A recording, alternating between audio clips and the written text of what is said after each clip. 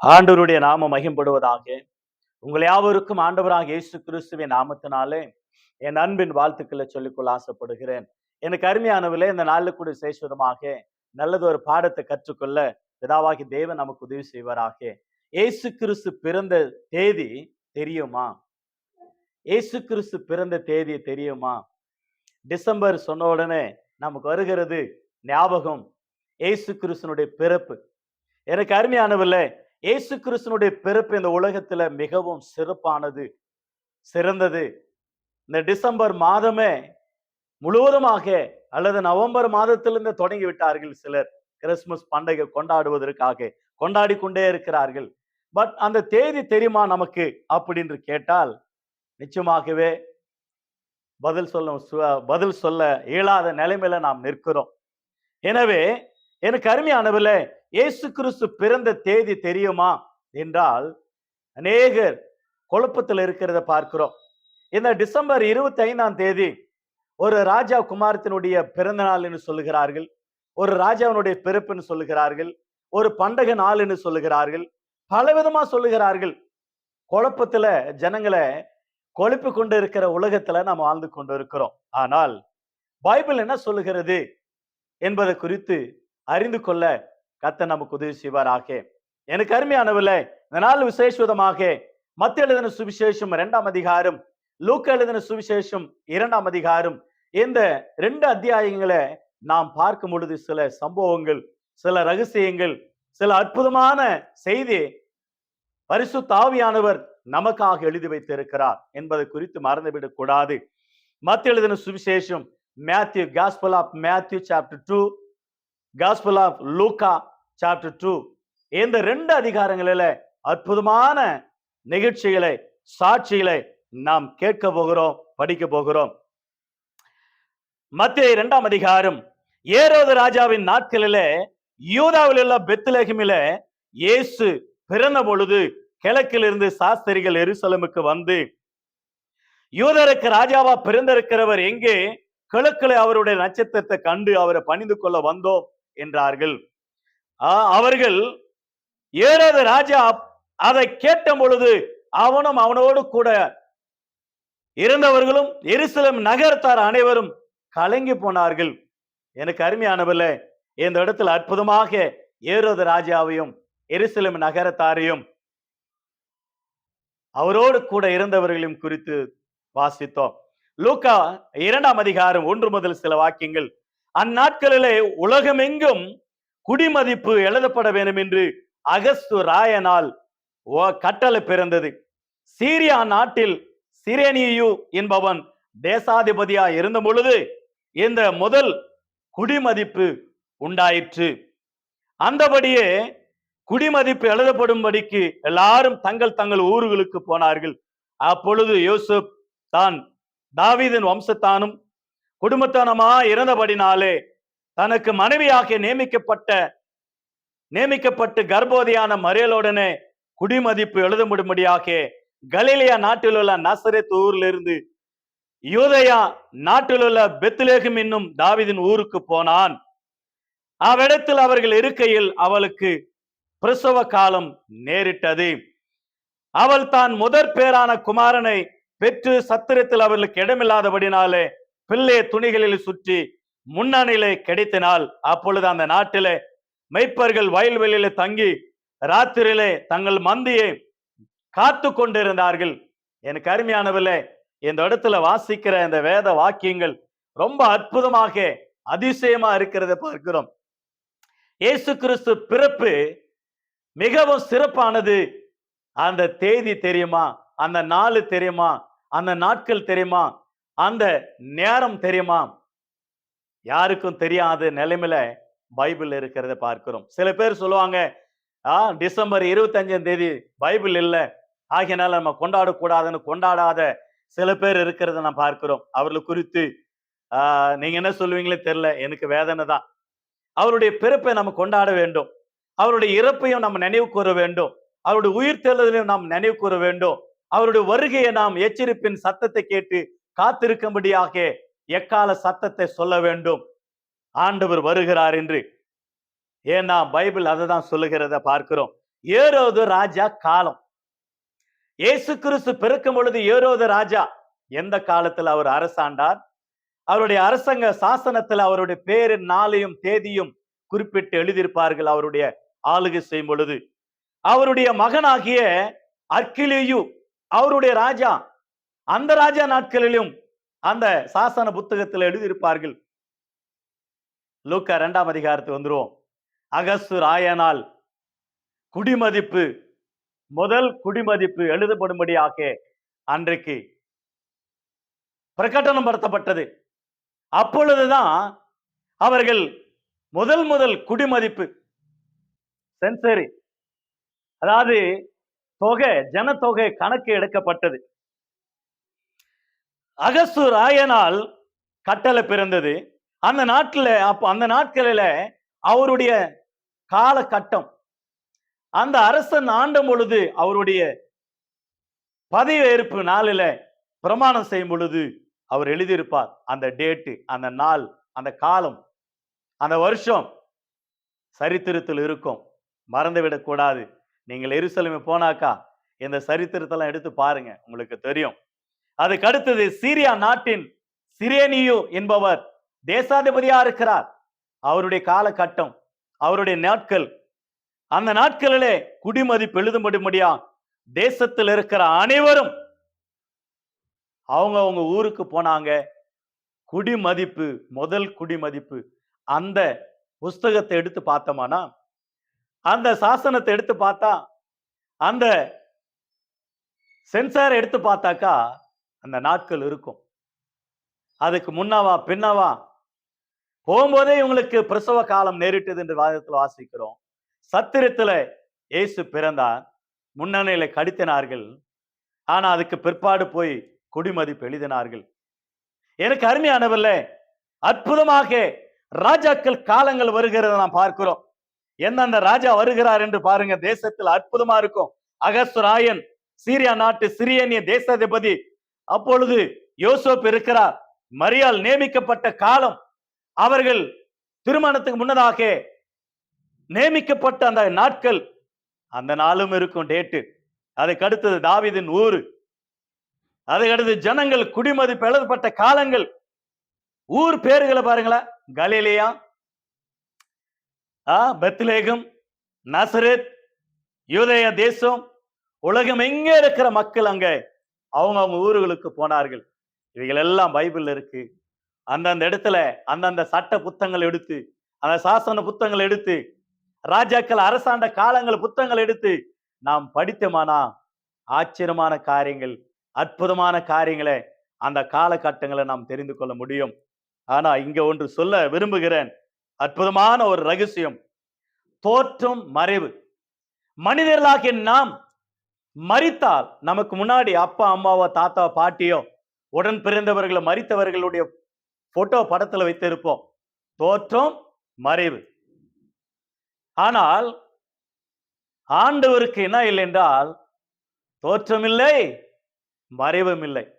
ஆகையினாலதான் பரிசுத்த ஆவியானவர் அற்புதமாக அந்த காலகட்டங்கள், ராஜாக்கள், அந்த சாசனங்கள், அரசாண்ட அரசர்கள், தேசாதிபதி, இவர்களுடைய காலகட்டங்கள் எல்லாம் டைம் இருக்கு, நேரம் இருக்கு, காலங்கள் இருக்கு, அரசாண்ட அந்த தேசங்கள் இருக்கு, ஆட்கள் இருக்கிறார்கள், குடிமதிப்பு எழுதப்பட்ட காலம் இருக்கு, அவர்கள் ஆண்ட காலங்கள் இருக்கு.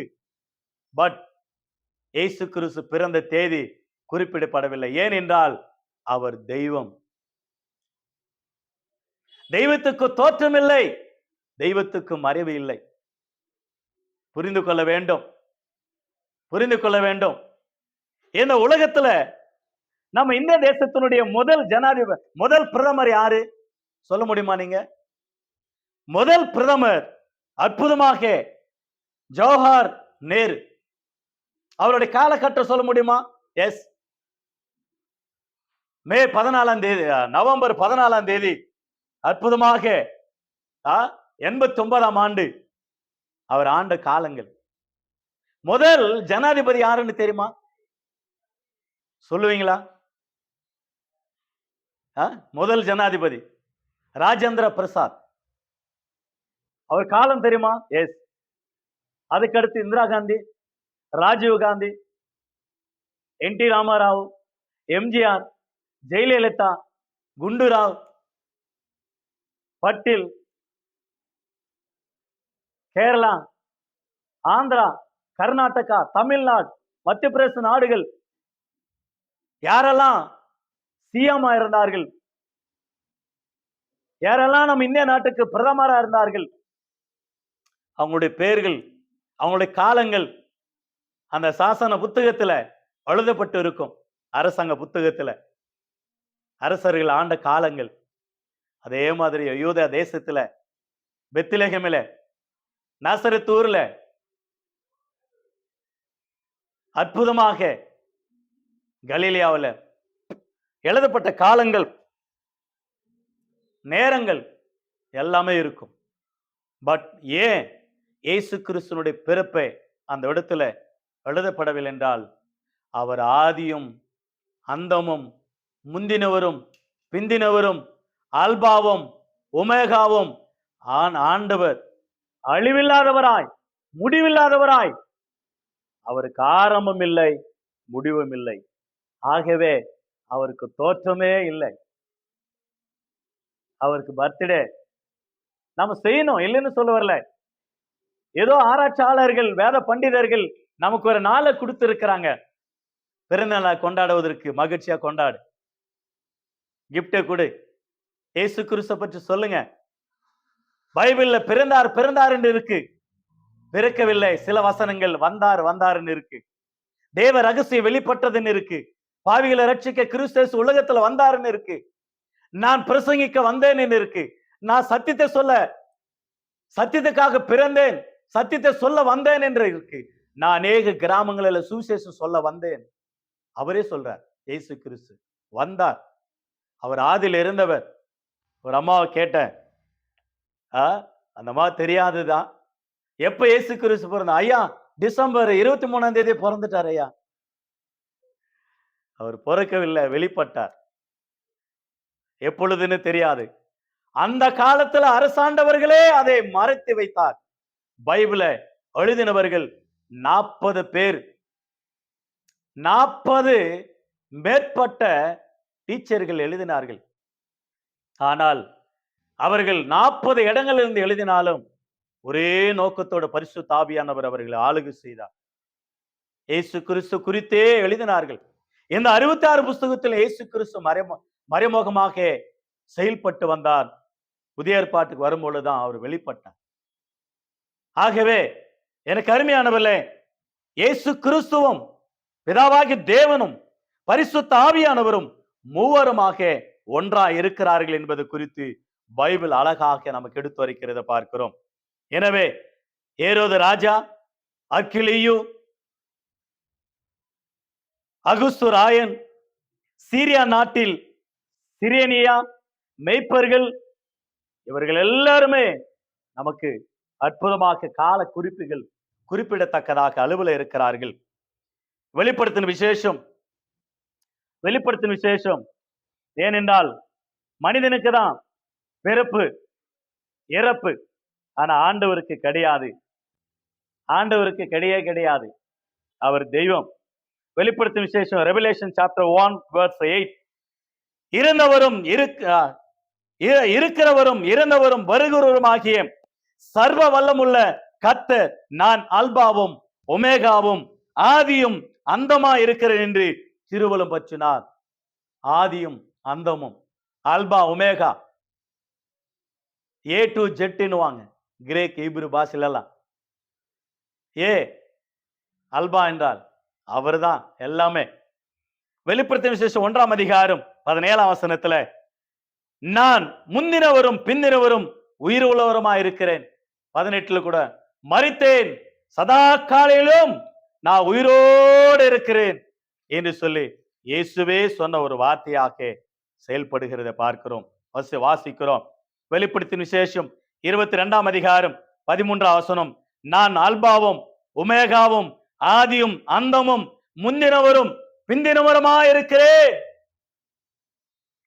ஆண்டவர் அற்புதமான ஒரு வார்த்தை சொல்லப்படுகிறத பார்க்கிறோம். எனக்கு அருமையானவர்களே, அவர்தான் முந்தினவர். யாத்திராகமம் புஸ்தகம் 3ஆம் அதிகாரம் 12 முதல் 15 வசனங்களை வாசிக்கிறோம். மோசேக்கு ஓரேப் மலையில தரிசனமாகி அவர் சொல்லுகிற ஒரு வார்த்தையை, நீ எகிப்துக்கு போய் என் ஜனங்களை விடுதலாக்கி கொண்டு வா என்று சொல்லும் பொழுது, யார் அனுப்பினது? உன் தேவன் யார்? அவர் பேர் என்ன சொன்னா, இருக்கிறவராகவே இருக்கிறவர் என்று சொல். It is wonderful word, amazing, the word of God. நான் இருக்கிறவராகவே இருக்கிறேன். ஐ ஆம், ஐ ஆம்.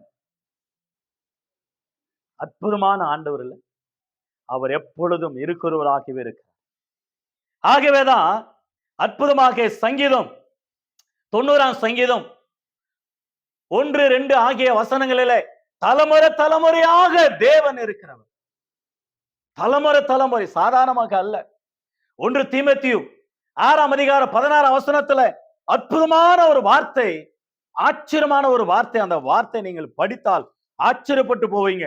1 தீமோத்தேயு 6ஆம் அதிகாரம் 16ஆம் வசனத்துல, ஒருவராய் சாவாமை உள்ளவரும் சேரக்கூடாத ஒளியில வாசம் பண்ணுகிறவரும் மனசில் ஒருவரும் காணக்கூடாதவரும்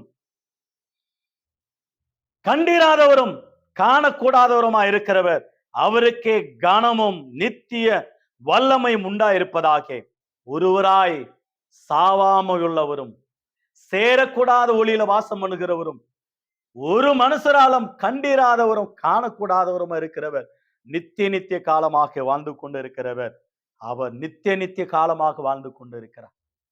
எபேசியர் 1ஆம் அதிகாரம் 4ஆம் வசனம் 5ஆம் வசனம் 6ஆம் வசனத்துல வாசிக்கிறோம். 4ஆம் வசனத்துல, தமக்கு முன்பாக நாம் பரிசுத்தமுள்ளவர்களாய் குற்றமற்றவர்களாய் இருப்பதற்கு தேவன் இந்த உலக தோற்றத்துக்கு முன்னதாகவே கிறிஸ்து இயேசுக்குள் நம்மளை தெரிந்து கொண்டாராம், சூஸ் பண்ணாராம். இங்கிலீஷ் பைபிளை நீங்க பாத்தீங்கன்னாக்கா, no foundation in the world, no foundation, but we are chosen people. உலகமே உண்டாகவில்லை, தேவன் நம்மை பார்த்தார், நம்ம சூஸ் பண்ணார், நம்ம தெரிந்து கொண்டார், நம்ம முன்குறித்திட்டார். அற்புதமான ஆண்டவர். உலகமே உண்டாகவில்லை, அவர் இருக்கிறார், அவர் இருக்கிறார். உலகம் அவர் மூலமா உண்டாயிற்று. கொலோசியர் 1ஆம் அதிகாரத்துல அற்புதமாக 16, 17, 18, 19 ஆகிய வசனங்கள் வாசித்து பார்த்தீங்கன்னா அற்புதமா இருக்கும். என்ன இருக்கு என்றால், அந்த வார்த்தை சொல்லப்படுகிறது, உண்டானவைகள் எல்லாம் அவரை கொண்டு உண்டாக்கப்பட்டு இருக்கிறது. அவருக்கென்று அவரை கொண்டு உண்டாக்கப்பட்டு நாமும் அவருக்குள்ள உண்டாயிருக்கிறோம், இருக்கிறோம், வாழ்ந்து கொண்டு இருக்கிறோம். ஆண்டவர் அற்புதமாக சிருஷ்டி குறித்து சொல்லப்படுகிறது. யோவான் 1ஆம் அதிகாரம் 1 முதல் ஒரு 5, 6 வாக்கியங்களை வாசித்தால், ஆதியிலே வார்த்தை இருந்தது, அந்த வார்த்தை தேவனிடத்தில் இருந்தது, அந்த வார்த்தை தேவனா இருந்தது, அந்த வார்த்தை எல்லாம் அவரை கொண்டு எல்லாவற்றையும் உண்டாக்கினார், அவருக்கென்று உண்டாக்கினார். நாம் அவருக்குள்ள இருக்கிறோம், அவர் நமக்குள்ள இருக்கிறார்.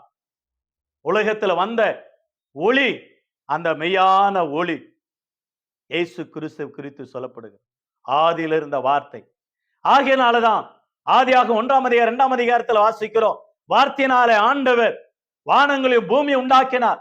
எபிரேயர் 11ஆம் அதிகாரம் 3ஆம் வசனத்திலே, வானங்கள் அவருடைய வார்த்தையினால் உண்டாகினது, எல்லாவற்றையும் ஆண்டவர் உண்டாக்கினார். அவர் வார்த்தை இயேசு கிறிஸ்து, பிதாவாகி தேவன், பரிசுத்த ஆவியானவரும் மூவருமாக இணைந்து இந்த உலகத்தை உண்டாக்கினார்கள். ஆதியாகமம் 1ஆம் அதிகாரம் 26ஆம் வசனம் 27ஆம் வசனம், நமது சாயலாக நமது ரூபத்தின்படி. அதே ஆதியாகமம் 3ஆம் அதிகாரத்துல கடைசி வாக்கியங்களை வாசிக்கிறோம், மனிதர்கள் நம்மில் ஒருவனானான். ஆகவே இந்த மனிதனை நம்ம தோற்றத்திலிருந்து துரத்த வேண்டும். நன்மை தீமை அறியத்தக்க அந்த கனி விருட்சத்தை அவன் சாப்பிட்டால் உயிரோடு இருப்பான். ஆகவே அவனுக்கு குறிப்பிட்ட நாட்கள் உண்டாக்க வேண்டும் என்று சொல்லி தேவன் அற்புதமாக மூவரும் தீர்மானம் எடுத்தார்கள். சிருஷ்டிப்பில மூவரும் டிரினிட்டி, திருத்துவம், மூவரும் ஒன்றாக இருக்கிறார்கள், மூவரும் ஒன்றாக செயல்படுவார்கள், மூவரும் ஒன்றாகவே பணியை செய்வார்கள். ஆனா 3 பேரும் 3 வகையில செயல்படுவார்கள், 3 பேரும் ஒரே எண்ணங்களா செயல்படுவார்கள். பரிசுத்த ஆவியானவர், பிதாவாகிய தேவன், இயேசு கிறிஸ்தானவர், அற்புதமாக தேவன் பிளான் பண்ணுகிறவர், அதை செயல்படுத்துகிறவர் ஆவியானவர், அதை சுமந்து செய்கிறவர் இயேசு கிறிஸ்தானவர். ஆகவே திருத்துவம் சரியா இருக்கிறது. தேவகுமாரனாகிய இயேசு கிறிஸ்து, பிதாவாகிய கர்த்தர், ஆதியாகமம் 3ஆம் அதிகாரம் 22ஆம் வசனம், ஆதியாகமம் 1ஆம் அதிகாரம் 26, ஆதியாகமம் 11ஆம் அதிகாரம் 7ஆம் வசனம், மூவரும் ஒன்றா இருக்கிறார்கள். இயேசு கிறிஸ்து குறித்து யோவான் 1ஆம் அதிகாரம் 1 முதல் 6-7 வசனங்கள், 8ஆம் அதிகாரம் 56 57 வசனங்கள், ஆபிரகாம் உண்டாவதற்கு முன்னதாகவே இயேசு கிறிஸ்து நான் இருக்கிறேன் என்று கப்பர்நாகும் ஆலயத்துல யூதர்களோடு கூட பேசுகிற வார்த்தையா இருக்கிறது.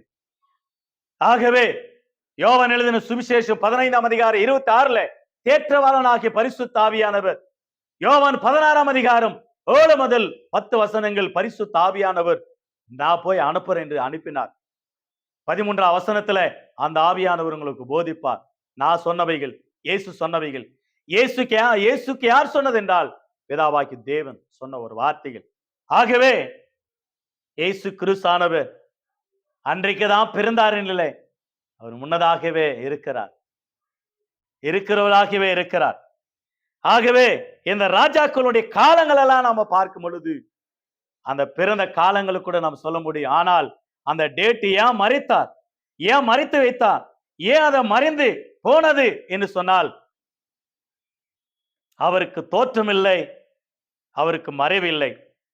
இதோ மரித்தேன், சதா காலங்கள் உயிரோடு இருக்கிறேன். அற்புதமான ஆண்டவர் இல்லையா? ரொம்ப மிகவும் அற்புதமான ஆண்டவர் நம்முடைய ஆண்டவர். ஆகவே எனக்கு அருமையான கர்த்தருடைய பிள்ளை, நம்முடைய வாழ்க்கையில அநேக டேட் ஆஃப் பர்த் இல்ல, நான் கொண்டாட முடியாது அப்படின்னு சொல்லாத. உனக்கு இன்னும் ஒரு காலத்தை குறிப்பிட்டு வச்சிருக்கிறார்கள், கொண்டாடு. டெய்லியும் கூட கொண்டாடு, ஒவ்வொரு வாரமா கொண்டாடுங்க, ஒவ்வொரு மாதமா கொண்டாடுங்க, டிசம்பர்ல கொண்டாடுங்க. ஒரு காலகட்டத்தை வைத்திருக்கிறார்கள், அந்த டைம்ல தான் நம்ம அவருடைய பர்த்டே கொண்டாட முடியும். அவருடைய நற்செய்தியினுடைய பிறப்பு என்னன்னா, சிறப்பு என்னன்னா கொடுக்கிறது. அந்த நாட்கள்ல ஒரு நாளை நியமித்து இருக்கிறார்கள். ஆகாரம் கொடுங்க, ஆடைகள் கொடுங்க, கேக்கு கொடுங்க, கிஃப்ட் கொடுங்க, நற்செய்தி சொல்லுங்க, அவேர்னஸ் கொடுங்க, ஜனங்களுக்கு விழிப்புணர்வு கொடுங்க, ஆசுரத்தை கொடுங்க. உங்கள் மூலமாக, கிறிஸ்துவின் மூலமாக தேசத்துக்கு ஒரு பிளஸிங், ஒரு கிஃப்ட், ஒரு மகிழ்ச்சி. ஒரு கிஃப்ட் கொடுத்தா ஒரு மனுஷனுடைய வாழ்வில் ஒரு சந்தோஷம். அழிந்து போகிற பொருட்கள் மூலமாக சிறியகதிரை சம்பாதித்துக் கொள்ளுங்கள் இயேசு சொன்னார். அவனமாகவே அவர்களுக்கு கொடுத்து அந்த மகிழ்ச்சி, அந்த புன்னகை, ஏழின் சிரிப்பில இறைவனை காணலாம், இயேசுவை காணலாம். ஆகவேதான் கொடுக்கிற மாதம் டிசம்பர் மாதம், கொடுக்கிற மாதம், கொடுக்கிறது கிஃப்ட். ஆகவே யோவான் 3:16 வாசிக்கிறோம், தேவன் தம்முடைய ஒரே பேரான குமாரனை விசுவாசிக்கிறவன் எவனோ அவன் கெட்டு போகாமல் நித்திய ஜீவனை அடையும்படியாக அவரை தந்தருளே இவ்வளவா உலகத்தில் அன்பு கூர்ந்தார். இவ்வளவா உலகத்திலே அன்பு கூர்ந்தார். அந்த ஆண்டவர் நம்மோடு கூட இருக்கிறார், இன்றைக்கும் உயிரோடு இருக்கிறார், இன்றைக்கு நம்மோடு கூட இருக்கிறார், ஜீவனுள்ளவராக இருக்கிறார். அன்றைக்கு மாத்திரம் பிறக்கவில்லை, அவருடைய பிறப்பு உலக தோற்றத்துக்கு முன்னதாகவே இருக்கிறது. உபாகமத்தில் வாசிக்கிறோம் இல்லையா? அற்புதமான ஒரு வார்த்தை. என்ன வாசிக்கிறோம் என்றால், அனாதி தேவனே.